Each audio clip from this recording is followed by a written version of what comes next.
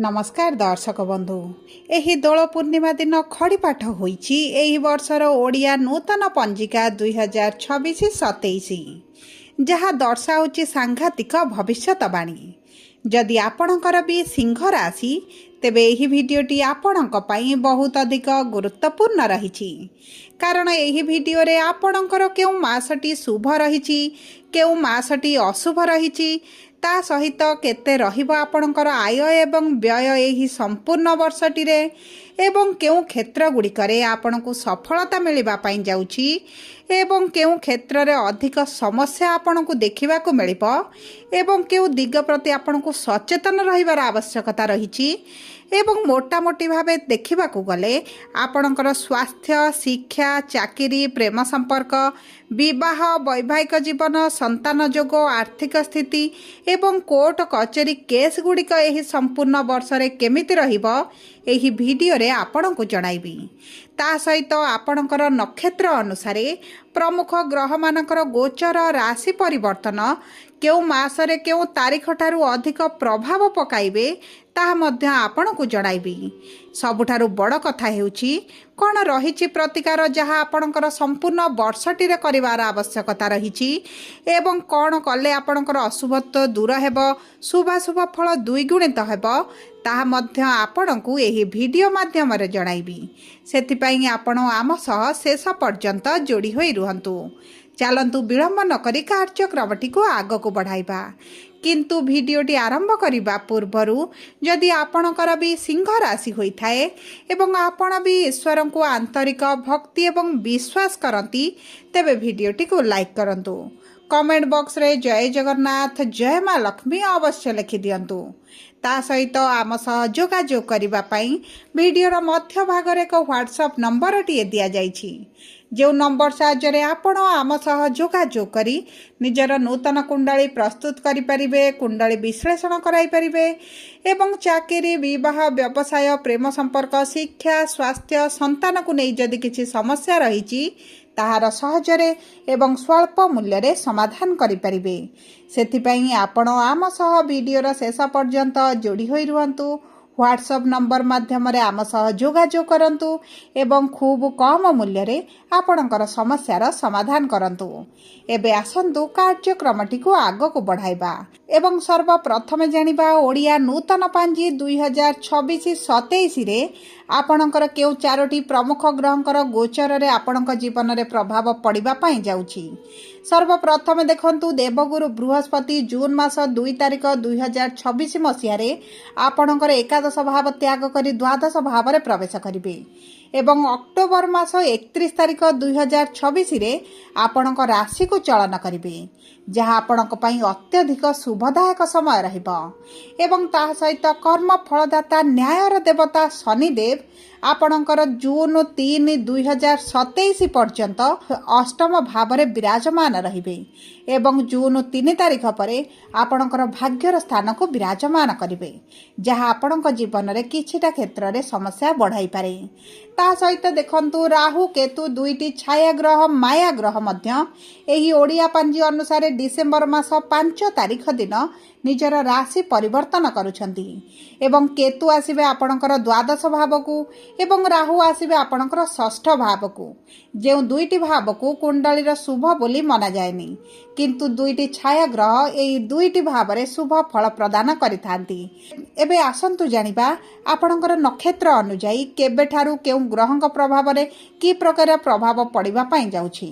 देखंतु सिंह राशि रो तीनोटी नक्षत्र रहिछि मघा सिंह पूर्व फाल्गुनी सिंह एवं उत्तरा फाल्गुनी सिंह राशि। सर्वप्रथमे जानिबा मघा सिंह राशि रो व्यक्ति विशेषक जीवन रे की प्रकार परिवर्तन आसिबो। देखंतु आपणकर नक्षत्राधिपति होउछन्ति केतु एवं केतु विराजमान करिछन्ति आपणक राशि रे ता सहित आपणकर शनिकर अढ़ेई मध्य चलिछि। तेबे देखंतु जदि आपण क्यारियर संबंधित किछि बड़ निष्पत्ति नेबा पई चाहुछन्ति तेबे जून मास 2 तारिख मध्य नेले आपणक पई शुभदायक रहइबो। आपणक शिक्षा संबंधित हेउ आपणक चाकरी संबंधित हेउ आपणक शुभ फल प्राप्ति हेबो। जदि आपण सरकारी चाकरी पई इंटरव्यू एंट्रांस परीक्षा देउचंती सरकारी चाकरी पई प्रिपरेशन हेउचंती तेबे जून 2 तारिख परठारु आपणक पई अति शुभदायक समय रहइबो। सरकारी चाकरी पई अति प्रबल जोग आपणकर बनिबो, कारण गुरु जीवे आपणकर द्वादश भावकु एवं आपणक सरकारी चाकरी रो जोग बनाइबे। ता सहित देखंतु जदि आपण पार्टनरशिप रे किछि कार्य आरंभ करिबा पई चाहुचंती किबा पूर्वरु करूथिले किबा आपणक पार्टनरशिप संबंधित किछि समस्या रहिछि, आपण चिंता प्रकाश करूचंती, आपणकर लॉस रे चलीछि, केबे रिकवरी हबो जानिबा पई चाहुचंती, तेबे आपणक राशि को अक्टोबर मास 31 तारिख रे गुरुंकर चलन हेबा आपणक पार्टनरशिप व्यवसाय रे आकाश छुआ सफलता आपणको प्रदान करिवो। आपणकर एबे जो परिस्थिति चलीछि जहाँ संपूर्ण भाव में आपणकर बदल जिवो एवं आपण जदि नूतन भाव में पार्टनरशिप रे किछि कार्य आरंभ करिबा पई चाहुचंती, तेबे अक्टोबर 31 तारिख परठारु अति उत्तम समय आपणक पई रहिबो। किंतु देखंतु जदि आपण संतान प्राप्ति पई चेष्टा करूछंती, तेबे आपणकर जून 2 मध्य संतान प्राप्तिर बहुत अधिक संभावनाटी बढ़ुची। नचेत आपणक पुनर्बार अक्टोबर मास 31 तारिख परठारु संतान प्राप्ति पई अति प्रबल जोग बनिबो, कारण गुरुंकर पंचम दृष्टि आपणक संतानर भाव उपरे रहिबो। ता सहित आपणक क्यारियर रे मध्य ग्रोथ आसीबो। एबे आसंतु जानिबा पूर्वा फाल्गुनी सिंह राशि बा 11/5 सिंह राशि व्यक्ति विशेषकर किभଳି रहिबो ओडिया पंजिका अनुसार 2026 एवं 27 वर्षटी। देखंतु शुक्र हेउचंती आपणकर नक्षत्र अधिपति एवं विराजमान करिसंती आपणकर अष्टम भाव रे।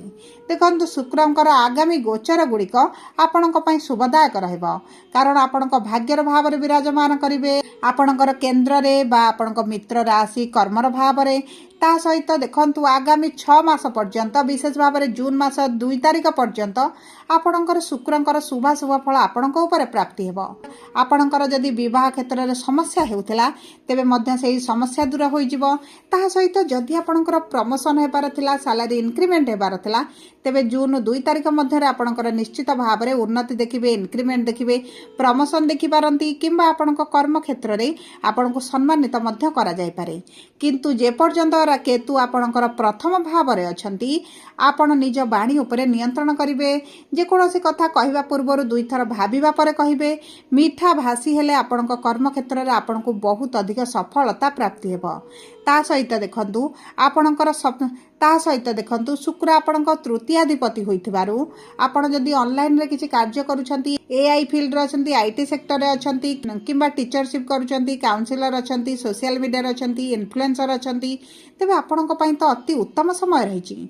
एही वर्ष आपणको बहुत अधिक सफलता प्राप्ति हेबो, बहुत अधिक उन्नति करिवे, कैरियर रे आपण ग्रोथ देखिबे एवं नूतन भाव में जदि आपण किछि कार्य आरंभ करिबा पई चाहुछंती, एही सब क्षेत्र गुड़िकर आपणको निश्चित भाव में नियुक्ति प्राप्त हेबो। मान सम्मान धन रे वृद्धि घटिबो, जस ख्याति मध्य आपण अर्जन करिवे। ता सहित जदि आपण विदेश यात्रा करिबा पई चाहुतिले, विदेश रे रही किछि कार्य करिबा पई चाहुतिले, तेबे मध्य भाग्य आपणकर साथ देबो। किंतु विदेश यात्रा पई जून मास 2 तारिख परठारु आपणक पई अति उत्तम समय रहिबो एवं ता सहित आपणक स्वास्थ्य रे मध्य आसीबो विराट परिवर्तन। जेहेतु आपणकर शुक्र भल स्थिति रे विराजमान रहिबे, आपणक स्वास्थ्य रे जदि पूर्वरु किछि स्वास्थ्य समस्या रहितला, तेबे मध्य सेथिरे उन्नति देखिबे।